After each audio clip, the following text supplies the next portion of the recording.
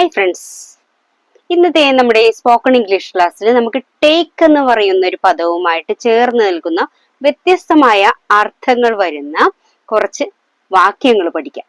Okay, അപ്പോൾ വ്യത്യസ്തമായ രീതിയിൽ ടേക്ക് നമുക്ക് ഉപയോഗിക്കാമെന്ന് നമുക്ക് ഇന്നത്തെ ക്ലാസ്സിലൂടെ മനസ്സിലാകും. അപ്പോൾ നമുക്ക് പഠിക്കാം.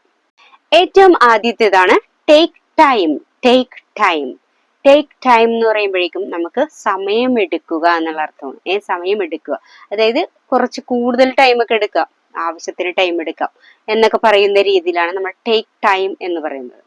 അപ്പോൾ ചിന്തിക്കാനായിട്ട് സമയമെടുക്കുക എന്ന് പറയുമ്പോൾ എങ്ങനെ പറയും? Take time to think. തീരുമാനിക്കാനായിട്ട് സമയമെടുക്കുക എന്ന് പറയുമ്പോൾ എങ്ങനെ പറയും? Take time to decide.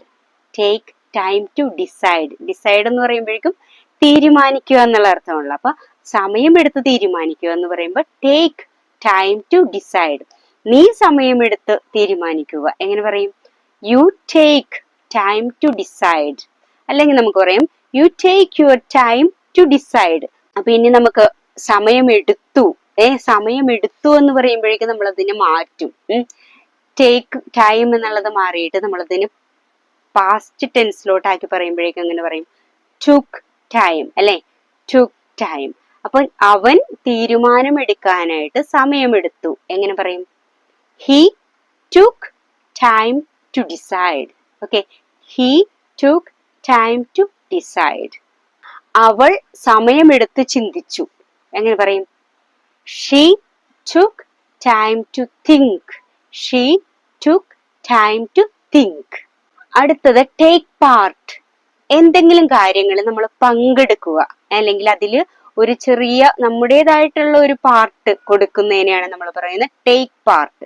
എന്തിനെങ്കിലും ഭാഗഭാക്കാകുക എന്നൊക്കെ പറയും, അല്ലെ?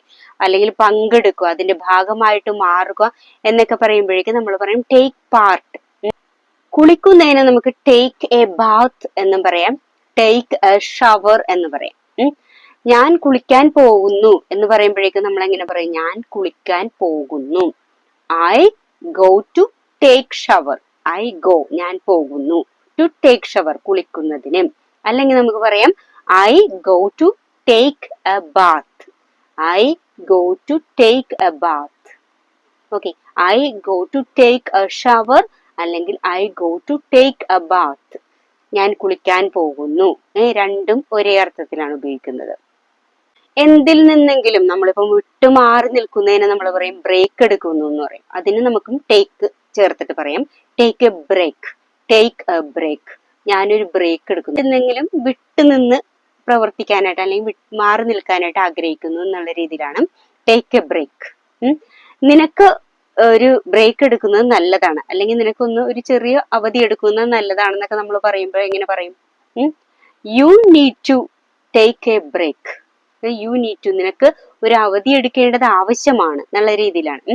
നിനക്കൊരു ചെറിയ ബ്രേക്ക് എടുക്കേണ്ടത് ആവശ്യമാണെന്ന് പറയുമ്പോഴേക്കും നമ്മൾ പറയും you need to take a break. You need to take a break. ഇനി ക്ലാസ് ഒക്കെ എടുത്തുകൊണ്ടിരിക്കുമ്പോഴേക്കും ലോങ് ക്ലാസ് ഒക്കെ വരുമ്പോഴേക്കും നമുക്ക് ചെറിയൊരു റെസ്റ്റ് വേണമല്ലോ. അപ്പൊ you can take a break. നിനക്ക് ഒരു ബ്രേക്ക് എടുക്കാം എന്നൊക്കെ പറയൂലേ, you can take a break. അതുപോലെ നമുക്ക് ഇരിക്കാനായിട്ട് പറയുമ്പോഴേക്കും നമ്മൾ സാധാരണ പറയുമ്പോൾ you can sit down. You sit down എന്നൊക്കെ പറയാം, അല്ലെ? അപ്പൊ you can take a seat. You can take your seat എന്നൊക്കെ പറയുമല്ലോ. അപ്പൊ അത് കുറച്ചും കൂടി പൊളൈറ്റ് ആയിട്ട് നമ്മൾ പറയുന്നതാണ് U can take a seat. Please take your seat എന്നൊക്കെ പറയൂലേ.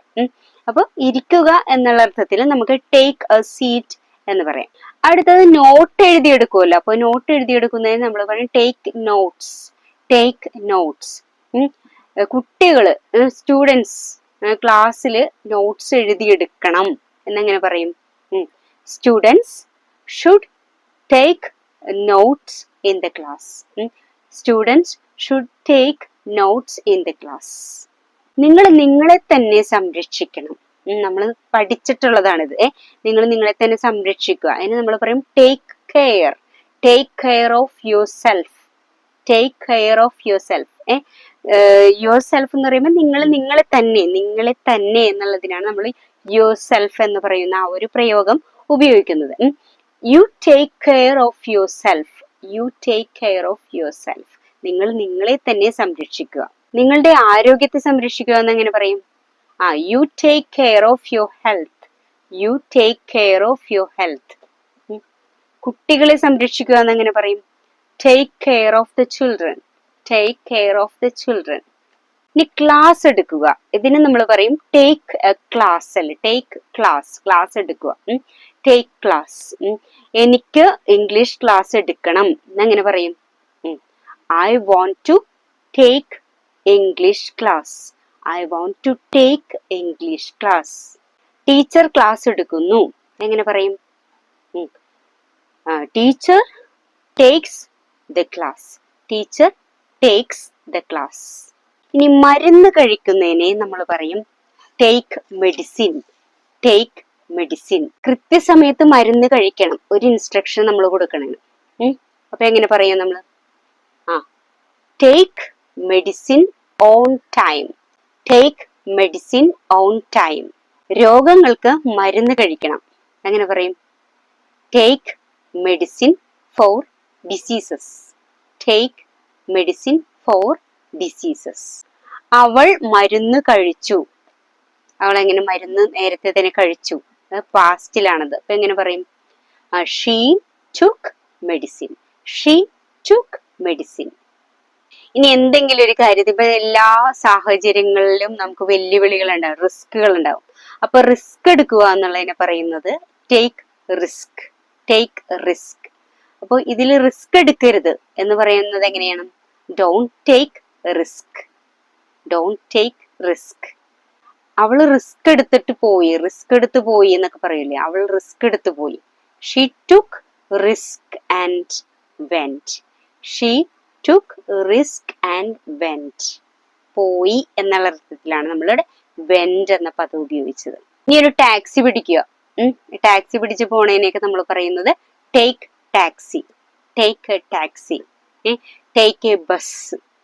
വണ്ടി പിടിച്ചൊക്കെ പോകുന്നതിന് നമ്മൾ take A bus. Take an auto എന്നൊക്കെ പറയാം അല്ലെ. ഓട്ടോ പിടിച്ച് പോവുക, ടേക്ക് ആൻ ഓട്ടോ. നിനക്ക് അവിടെ ഓട്ടോ പിടിച്ച് പോകാം എന്നെങ്ങനെ പറയും? You can go there taking an auto. അല്ലെങ്കിൽ നമുക്ക് പറയാം taking an auto you can go there. അപ്പൊ ഈ ടേക്ക് എന്നുള്ളത് നമുക്ക് ING ഫോമിലും ആക്കി പറയാം. ഏറ്റവും ആദ്യം തുടങ്ങി നമുക്ക് ING ഫോമിലാക്കി പറയുമ്പോഴേക്കും അതിനെ നമുക്ക് ഒരു നൗൺ ഫോമിലേക്ക് കൊണ്ടുവരാൻ പറ്റും അല്ലെ. അതായത് ടേക്ക് ടൈം എന്നുള്ളത് taking time. Taking time. Taking time സമയമെടുക്കൽ. സമയമെടുക്കൽ എന്നുള്ള രീതിയിലാണ് അതിനെ പറയുന്നത്. Taking time. ടേക്ക് പാർട്ട് എന്ന് പറയുമ്പോൾ പങ്കെടുക്കൽ. Take part. പാർട്ടിയിൽ പങ്കെടുക്കൽ. Taking part in the party. കണ്ട, taking part in the party. പാർട്ടിയിൽ പങ്കെടുക്കൽ. പങ്കെടുക്കൽ എന്നുള്ളതിന് നമുക്ക് ടേക്കിംഗ് എന്നാൽ ടേക്കിംഗ് പാർട്ട് എന്ന് പറയാം. കുളിക്കണതിന് രണ്ട് രീതി പറയും. ടേക്കിംഗ് ഷവർ, ടേക്കിംഗ് ബാത്ത് എന്ന് പറയാം. കുളിക്കൽ എന്നുള്ളതിനാണ് ടേക്കിംഗ് ഷവർ, ടേക്കിംഗ് ബാത്ത്. ജീവിതത്തിൽ കുളിക്കുന്നത് ആവശ്യമാണെന്ന്. Taking bath is essential for life. Taking bath അല്ലെങ്കിൽ taking shower is essential for life. ജീവിതത്തിന് അത്യന്താപേക്ഷിതമായിട്ടുള്ള കാര്യമാണ് എന്നുള്ള രീതിയിലാണ് എസെൻഷ്യൽ എന്ന് പറയുന്നത്. ചില സമയത്ത് നമ്മൾ ചിലപ്പോൾ വിട്ടുമാറി നിൽക്കും. വിട്ടുമാറൽ എന്നുള്ളതിനെ എങ്ങനെ പറയും നമ്മൾ? മാറി നിൽക്കുന്നതിന് ബ്രേക്ക് എന്നല്ലേ, ബ്രേക്ക് എടുക്കുക എന്നല്ലേ പറഞ്ഞത്. അപ്പൊ ടേക്കിംഗ് ബ്രേക്ക്. Taking break.